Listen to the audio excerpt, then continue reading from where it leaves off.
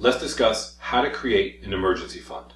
Now, first I'm going to say, as always, this is not financial advice. I'm not a financial planner, although sometimes there is some life advice. So if a friend of yours takes a bite of something and it tastes terrible and he's like, oh, this is gross. Here, you try it. My advice, don't try it. But emergency funds, 3 things. What is it? Why do we have it? And how do we make it last? So what is it? Well, I think it's pretty clear. Most of us realize an emergency fund is there for emergencies. So it's an amount of money, typically just held in dollars, whether you've got it in an envelope somewhere or in a safe or in the bank. It's not money that is usually tied up in stocks or assets that you would have to sell and convert. It's money that you have quick access to in the case of an emergency. Why do we have it? Well, in case there's an emergency. You might lose your job and you need it for a certain amount of time to pay bills while you're looking for another job. Or there's a major car repair. That's one that happens quite a bit to people. Or something like an air conditioning unit ends up costing unbelievable amounts of money. Things like that you need in an emergency. Now, why have it? Well, because the things I just mentioned, there are variables in life that you can't control.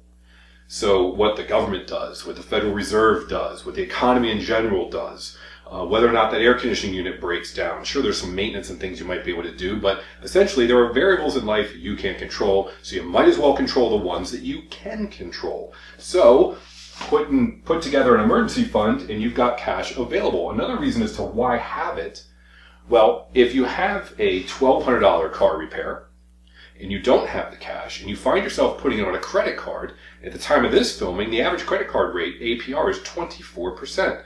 Astronomical. You don't want to have to pay that. If you had the cash available, well, then you wouldn't have to rack up that credit card debt. Now, how to make it last, that is exactly what we're going to discuss here.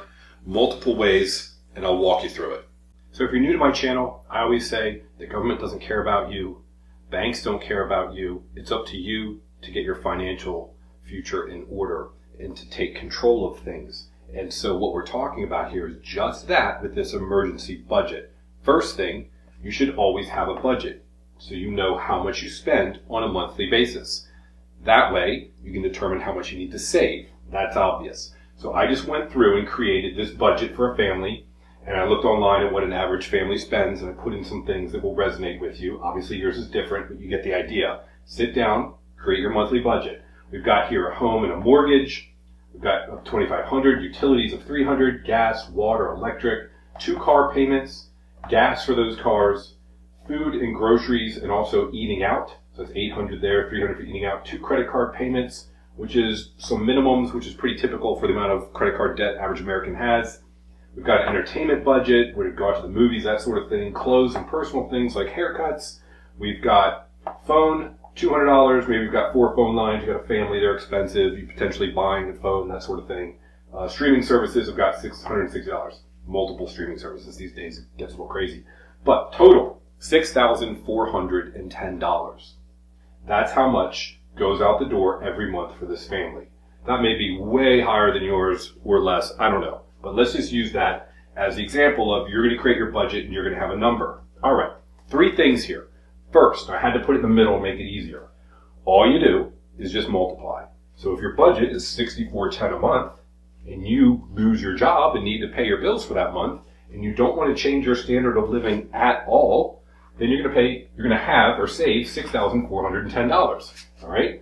Multiply it by 3. So for 3 months, it'll be $19,230. Multiply it by 6, $38,460. All right, you may look at those numbers and say, I'd love to have a 6-month emergency budget in case I lose my job. However, I don't have that much, I'm not going to be able to save that much. Even this number might look daunting. Okay, so what do? First thing, and again, I'm suggesting you do it now before you have any problems. You're going to look at your budget, and you're going to say, okay, what could we realistically cut?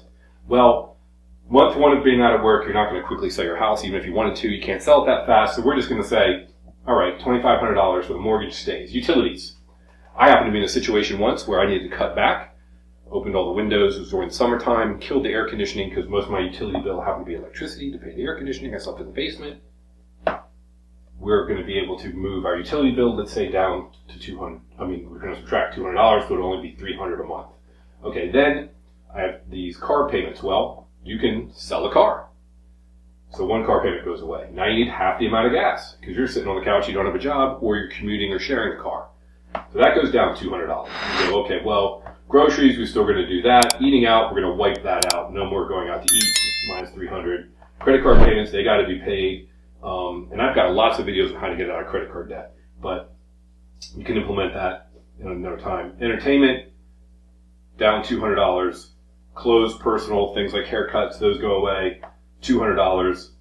Phone, we're going to say, all right, well, maybe you get a different phone service.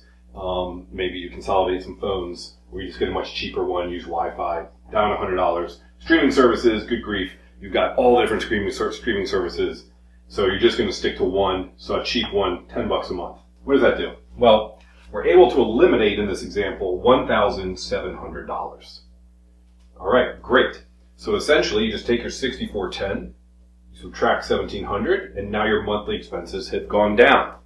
Multiply it by the number of months you hope to save for. That's all you have to do. Done. So that is the most important thing, I think, after you create your budget, is to go through and say, what could we eliminate on day one? And if you've got this done and ready, then if you were to lose your job, maybe you get 2 weeks severance, whatever it is, you just pull this out and you say, here's what we got to do. We got to start now. So we make this money last as long as possible. Now, lastly, I have a video that's going to pop up here, and I'll put it in a link in the descriptions below, where I show how to set things up when it comes to that have items that you have loans on, like your home or cars or credit cards, so that you can revert back to a lower payment and still meet your obligations. The video shows its example. It shows it 23% less. So that's how much you can drop down and still meet the terms of the loans so that you don't have any credit issues.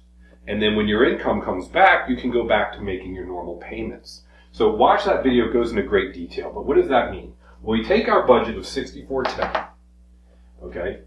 23% less would be $1,474. And then we're going to subtract the $1,700 because of the money we're saving by cutting out some things.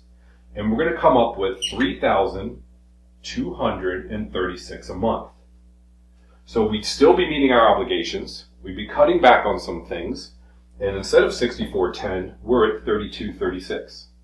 Multiply that by 3, $9,708. Multiply it by 6, $19,416. What did we do? We essentially took we cut it in half.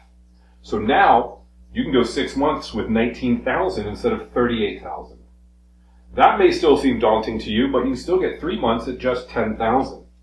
So take the time to create your budget, determine what could go away if need be, so you're ready.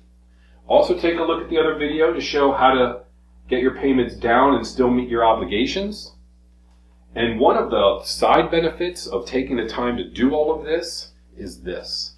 If you don't have a budget, having one is huge, because it's going to force you to look at the things that you're paying for that you might say, that's ridiculous, why am I doing that? If I can decrease some of these things now, maybe the phone, maybe the streaming, maybe some clothes, personal, maybe the eating out, maybe you could do something with a car. If you can lower some of this, you're going to lower your monthly expenses, and you can potentially do that and implement it right now and have more money to save for your future. So I hope this was helpful and explains emergency savings, how to create one, how to determine, and then how to make it last as long as possible. Thank you for watching. Take a look at this other video, and I hope it's helpful.